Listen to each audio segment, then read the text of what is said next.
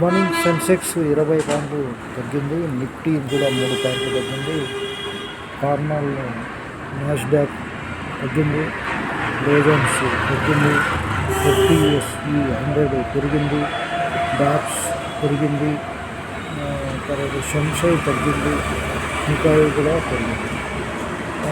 Japan దాటిన భారత్ వెండి మెరుపులు కిలో 2.4 లక్షలు. మార్కెట్లు అక్కడ వేరియేషన్ నష్టాలు 18,000 కోట్లు. ప్యాసింజర్లు ప్రతి తగ్గడం, కరెన్సీ క్షీణత కారణం, ఇవన్నీ కూడా ఉన్నాయి. వ్యవసాయం కన్నా పరిశ్రమకు ఊతం. రాష్ట్రంలో ఎక్కువగా MSCలకు రంగానికి ప్రాధాన్యమిస్తున్న బ్యాంకులు ఈరోజు పెరిగే అవకాశాలు మనకు కనిపిస్తున్నాయి.